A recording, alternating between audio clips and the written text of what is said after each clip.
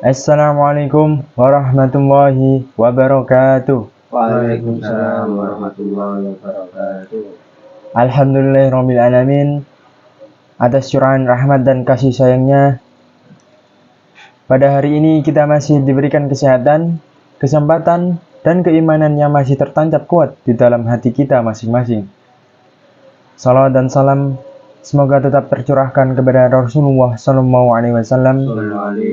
beserta keluarga, para sahabat-sahabatnya, dan pengikutnya hingga akhir zaman. Teman-teman, dalam 7 menit ke depan, saya akan menyampaikan kajian Islam dengan judul Dunia Tempat Persinggahan Sementara. Kajian ini bersumber dari buku, yaitu kumpulan khutbah inspiratif. Dunia ini sebenarnya jika kita telusuri dari segi pengertian, bahasanya yang terambil dari kata dana, yang artinya adalah dekat atau sebentar. Dari makna ini bisa dipahami bahwa dunia ini adalah suatu tempat yang dekat lagi sebentar.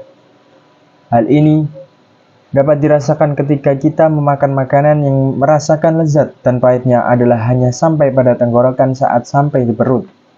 Tidak bisa dibedakan rasanya mana makanan yang lezat dan makanan yang tidak lezat. Itulah gambaran kehidupan dunia.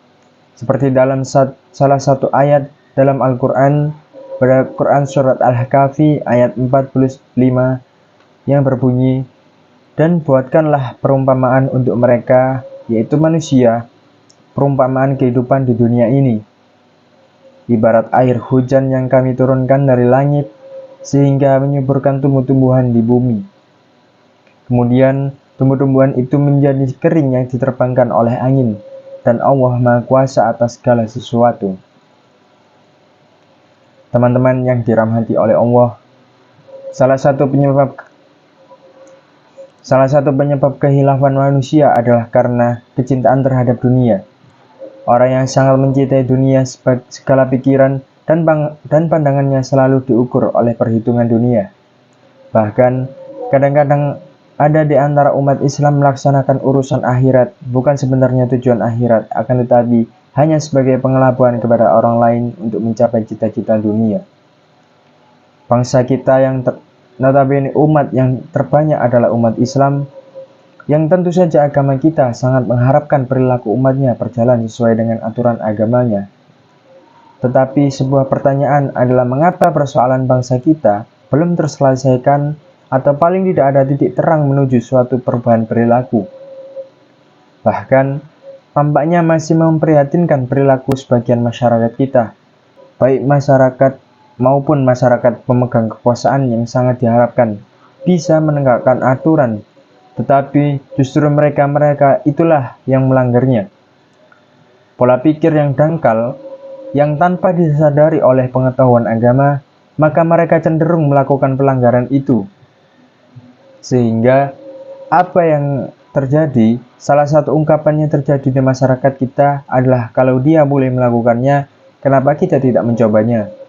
Sehingga dia melakukan sesuatu yang melanggar aturan agamanya. Inilah budaya yang menggerogoti kehidupan bangsa kita. Mumpung masih ada kesempatan, kapan lagi dimanfaatkan kedudukan itu kalau bukan sekarang? Padahal jabatan itu sebenarnya hanya sebagai sebuah amanat, bukan sebagai tujuan, dan nantinya di akhirat akan dipertanyakan oleh Allah. Yang masing-masing diri adalah pemimpin, dan setiap pemimpin adalah diminta pertanggungjawabannya terhadap yang dipimpinnya. Teman-teman yang dirahmati oleh Allah, agama Islam bukan berarti melarang kita untuk mencarinya. Agama kita tetap memberikan peluang seluas-luasnya bagi umat manusia untuk mendapatkan sebanyak-banyaknya. Tidak melarang untuk kaya, akan tetapi cara mendapatkannya dan memanfaatkannya sesuai dengan ajaran agama Islam, dan tidak menjadi segala-galanya.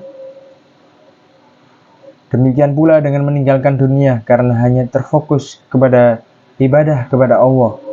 Agama kita mensinyalir bahwa dunia adalah sarana untuk mendapatkan kehidupan akhirat yang lebih baik.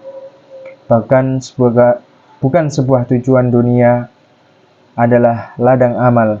sedangkan akhirat adalah hisab atau perhitungan amal.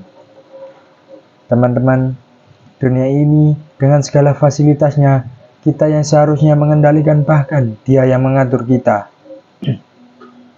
Harta yang kita miliki, janganlah Ia yang mengatur dan memperbudak kita. Karena seperti mobil kita yang bagus setiap hari dilap dan dicuci, sementara diri kita, hati kita tidak pernah dibersihkan melalui dengan zikir-zikir atau beribadah kepada Allah. Kalaupun dilakukan hanya dengan sangat terpaksa atau merasa malu dengan sesamanya, padahal semestinya rasa malu itu jauh lebih didahulukan oleh Allah daripada manusia. Karena seseorang yang malu kepada Allah pasti juga malu terhadap manusia. Tidak sebaliknya. Jadi, harta itu kita yang mengaturnya dan memanfaatkannya, bukan kita yang dimanfaatkan.